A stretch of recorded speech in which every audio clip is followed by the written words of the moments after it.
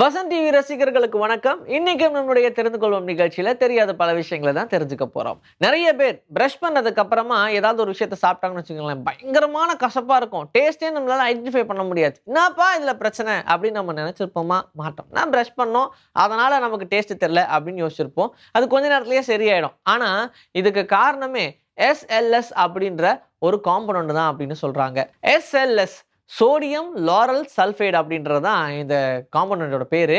இதை யூஸ் பண்றதுனால தான் நம்மளுடைய டேஸ்ட் பட்ஸோடைய அந்த டேஸ்ட் ஐடென்டிஃபை பண்ற சென்சிட்டிவிட்டி இருக்கு இல்லையா, அதை அப்படியே ரொம்ப குறைச்சிரும். அதனால நம்மளால உடனே எந்த ஃபுட்டை சாப்பிட்டாலும் அது என்ன டேஸ்ட்ல இருக்கு அப்படின்றத ஐடென்டிஃபை பண்ண முடியாது. இது ஒரு மினிமலா நம்மளால சொல்ல முடியாது இனிப்பு, காரம் அப்படின்னு.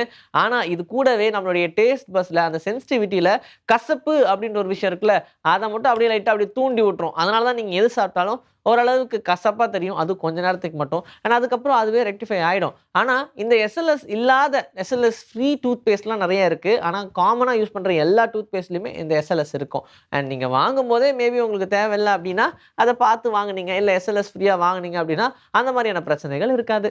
சின்ன வயசுல இருந்து இந்த வேர்ல்ட் மேப்ல நம்ம ஃபில் பண்ணும்போது பசிபிக் ஓஷன் அதிலேயே இருக்கும். இல்ல ஒரு சில டைம் நாமளே எழுதுவோம்னு வச்சுக்கோங்க. ஆனா நம்ம எழுதும்போது யோசிச்சிருப்போம். பாருங்க இந்தியா எவ்வளோ சின்னதா இருக்கு. பரவாயில்லப்பா பசிபிக் ஓஷன் கொஞ்சம் பெருசா இருக்கு அப்படின்னு நினைப்போம். ஆனா உண்மையிலேயே அந்த பசிபிக் ஓஷனுடைய சைஸ் எவ்வளோ இருக்கும் அப்படின்னு பார்த்தா, அப்படியே கிடு கிடு கிடு கிடு கிடுன்னு ஆடிரும். அந்த அளவுக்கு ரொம்ப பெருசு அப்படின்னு சொல்லலாம். இப்ப நிலா எவ்வளோ பெருசு அப்படின்னு சொல்லுவோம். நிலா என்னப்பா அது ரொம்ப ரொம்ப பெருசு அப்படின்னு சொல்லுவோம் இல்லையா? அந்த நிலாவே எடுத்துட்டு வந்து ஒரு அப்படியே 5 நிலாவ அடுக்கி வச்சீங்கன்னா, அது மொத்தமா அந்த பசிபிக் ஓஷன கவர் பண்ணும். அந்த வித்த மட்டும் கவர் பண்ணும் அப்படின்னு சொல்றாங்க. அந்த அளவுக்கு அந்த நிலாவையே உள்ள அடக்குற மாரி 5 நிலாவ உள்ள அடக்குற மாதிரியான சைஸ்ல தான் அந்த பசிபிக் ஓஷனுடைய வித்தே இருக்கும். மொத்த பசிபிக் ஓஷனுடைய அளவு எவ்வளோ அப்படின்னு பார்த்தா 165.2 கிலோமீட்டர் ஸ்கொயர் அப்படின்னு சொல்றாங்க. அப்படின்னா எம்புட்டு பெருசு. ஆஹா! எண்ணவே முடியாதுன்ற லெவல்ல அவ்வளோ பெருசு. இத அளந்திருக்கிறதே வந்து ஓரளவுக்கு ஓகே அப்படின்ற மெஷர்மென்ட்ல தான் அளந்திருப்பாங்க போல தோராயமா. ஆனா தோராயமா இதுக்கு மேல இருக்குமே தவிர்த்து கண்டிப்பா இதுக்கு கீழ இருக்கிறதுக்கு சான்ஸே இல்லன்ற மாரி தான் அளந்திருப்பாங்க. அண்ட் இத பத்தி கேட்கும்போது 5 மூண வச்சு வெறும் வித்த மட்டும் தான் கவர் பண்ண முடியும்னா, அப்ப எத்தன மூன் தேவைப்படும் மொத்த பசிபிக் ஓஷனையும் கவர் பண்ணணும்னா? தமிழ் படங்கள்ல முன்னாடியெல்லாம் பாருங்க, ஏன் தமிழ் படம், ஹாலிவுட் படத்தையே முன்னாடிலாம் எடுத்துக்கங்களேன். கன்ன எடுத்தாங்கன்னா, "அட்டென்ஷன்" அப்படின்னு சொல்லி எல்லாம் மேல தான் பார்த்து சுடுவாங்க. ஏன்னா, பட்டுன்னு எங்க யார் ஓடுனாலும் சரி, அது யாரையும் பாதிக்காம புல்லட் மேல தான் போகும். அது இன்டோர், அவுட்டோர் எல்லாம் பார்க்க மாட்டாங்க. அவங்க பாட்டுக்கு ஓப்பன் பண்ணி சுட்ற வேண்டியது. அதனால என்ன பிரச்சனை வரும்லாம் அப்படிலாம் யோசிக்கிறதே கிடையாது. சரி, இப்ப இந்த கன்ன வச்சு டப்பால்ல மேல சுடுறாங்களே, அந்த புல்லட் எவ்வளோ தூரம் போகும்? இப்ப நம்ம இங்க சுடுறோம்னு வச்சுக்கோங்க, நமக்கு சென்ட்ரா. அங்க கிராவிடேஷனல் ஃபோர்ஸ் ஓரளவுக்கு கம்மியா இருக்கும். அதனால டைரக்ட்டா போய் பாயுது. அண்ட் அது ஓரளவுக்கு அதோடைய ஃபோர்ஸ் குறைஞ்சதும் நின்றும் அப்படின்னு சொல்லுவாங்க. இதே மேல பார்த்து சுடும்போது கிராவிடேஷனல் ஃபோர்ஸ்க்கு ஆப்போசிட்ல இருக்கு. அதனால அது கிட்டத்தட்ட எங்கேருந்து சுடுறாங்களோ, அங்கேருந்து ஒரு 3 கிலோமீட்டர் வரைக்கும் தான் அது டிராவல் பண்ணும்.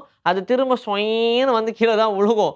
ஆனா விழுகும்போது அவ்வளோ பவராலாம் ஒண்ணும் இருக்காது. அது விழுகும் அவ்வளோதான். அதனால எந்த பெரிய ஹார்மும் ஏற்படாதுன்ற மாரி சொல்றாங்க. ஆனா அந்த புல்லட்டோட எட்ஜ் ரொம்ப ஷார்ப்பா இருக்கிறதுனால, மேபி ஆப்ஷனலா ஏதாவது ஒரு ப்ராப்ளம் வரலாம் அப்டின்னும் சொல்றாங்க. ஸோ அது வந்து மதில் மேல நிக்கிற பூனை மாரி தான். ஆனா சுடுறது வந்து ஒரு 3 கிலோமீட்டருக்கு மேல தாண்டாது. அதோட சவுண்டுக்கு மட்டும் தான் எல்லாரும் அட்டென்ஷன் குடுக்கணும் அப்டின்றதுக்காக டபால்னு மேல பார்த்து சுடுறது. யாரு கண்டுபிடிச்சாங்கன்னு தெரியல. அது கார்ட்டூன்லயும் சரி, இல்ல ரியல் லைஃப்ல எடுக்கக்கூடிய படங்கள்லயும் சரி, எல்லாத்துலயுமே இதான் பண்ணுவாங்க. இவ்வளோ ஏன் நெறைய ரியல் இன்சிடென்ட்லயே இத பண்றாங்க. ஸோ இத பண்ணதுக்கு அப்புறமா தான் அந்த படத்துலலாம் கொண்டு வந்தாங்க. ஆனா என்ன படத்துல அந்த அவுட்டோர், இன்டோர்லாம் பார்க்கறதில்ல. டபால்னு சுட்டா அது இன்டோரா இருந்தா செவுத்துல போயெல்லாம் இடிக்க மாட்டோம். அத பத்திலாம் யோசிக்கிறதே கிடையாது. அவங்க பாட்டுக்கு அவங்க வேலைய பார்ப்பாங்க. அதனால 3 கிலோமீட்டர்ஸ் வரைக்கும் தாங்க அது டிராவல் பண்ணும். உலகத்திலே எந்த ஃபிளாக் எடுத்துக்கிட்டீங்கனாலும் அது ரெக்டாங்கிள்ல தான் இருக்கும். ஆனா நேபாள், சுவிட்சர்லாந்து, வேட்டிகன் சிட்டிய தவிர மீதி எல்லாமே ரெக்டாங்கிள்ல தான் இருக்கும். நேபாளோடது பார்த்தீங்கன்னா, இந்த பிஏ ரொம்ப ஷார்ப்பா போட்டா எப்படி இருக்கும்? அந்த மாரி டிஃபரண்டான ஒரு ஷேப் அப்படின்னு சொல்லலாம். அது வந்து கரெக்ட்டா போய் கம்ப்ளீட்டே ஆகாது எங்கேயும். ஆனா நேபாளுடைய ஃபிளாக் இந்த உலகத்திலேயே ரொம்ப ரொம்ப விசித்திரமான ஒண்ணு அப்படின்னு சொல்லலாம். ரொம்ப யூனிக்கான ஒண்ணுன்றது கரெக்ட்டான டெர்மா இருக்கும். அந்த மாரி இருக்கும்.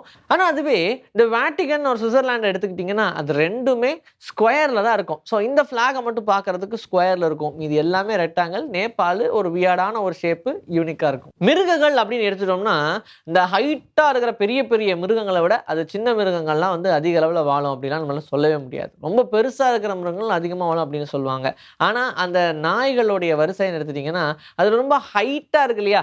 அந்த டாக்ஸ விட ரொம்ப ரொம்ப ஷார்ட்டா இருக்கக்கூடிய டாக்ஸ் அதிக அளவுல உயிர் வாழும் அப்படின்னு சொல்றாங்க. எந்த அளவுக்கு சின்னதா இருக்கோ, அந்த அளவுக்கு அதோடைய லைஃப் ஸ்பேன் வந்து இன்கிரீஸ் ஆகுமாம். அதுவே அந்த வைல்ட் அனிமல்லாம் போகும்போது, நான் அனிமலா கம்பேர் பண்ணும்போது அது பெரிய பெரிய அனிமல் அதெல்லாம் வந்து உயிர் வாழும் அப்படின்னு சொல்லலாம். பட் சேம் பிரீட் இப்ப டாக்னு எடுத்தோம்னா அது ஒரே பிரீட் தானே. அந்த பிரீட்லயே இந்த ஹைட் டிஃபரன்ஸ்ல தான் லைஃப் ஸ்பேன் மாறுது அப்படின்னு சொல்றாங்க. ஹோமோ சாப்பியன்ஸ் ஆன நாமளும் எடுத்துக்கங்களேன். இப்போ 5.4க்கு மேல இருக்கிறவங்களோட 5.4க்கு கீழ இருக்கிறவங்க அதிக அளவுல உயிர் வாழ்றாங்க அப்படின்னு சொல்றாங்க ஒரு ஸ்டடில. ஸோ ஹைட் கம்மியா இருக்கிறது வந்து நம்முடைய லைஃப் ஸ்பேன இன்கிரீஸ் பண்ணுமா. இப்போ உதாரணத்துக்கு இந்த வயசானவங்களே எடுத்துக்கங்களேன். எனக்கு தெரிஞ்ச வரைக்கும் சொல்றேன். இப்ப இந்த வயசானவங்கலாம் ஹைட் அப்படியே கொஞ்சம் கம்மியா இருக்கிற மாரி தானே நம்ம பார்க்குறோம். என்னதான் வந்து அவங்க ஹைட் அதிகமா இருந்து வயசாக வயசாக கொஞ்சம் கம்மியாகும் அப்படின்னு சொன்னாலும், அந்த அளவுக்குலாம் கம்மியாகாதுல்ல. ஸோ கொஞ்சம் ஹைட் கம்மியா இருக்கிறவங்க அதிக அளவுல உயிர் வாழ்வாங்கன்றது மேபி ஸ்டடி படி உண்மைதானோ என்னமோ. இன்னைக்கு நம்மளுடைய தெரிந்து கொள்வோம் நிகழ்ச்சியில தெரியாத பல விஷயங்கள தெரிஞ்சுக்கிட்டோம். இதே மாரி சூப்பரான கன்டென்ட்டோட உங்கள நான் வந்து சந்திக்கிறேன். Until then, this is bye from Vijayashree. Take care.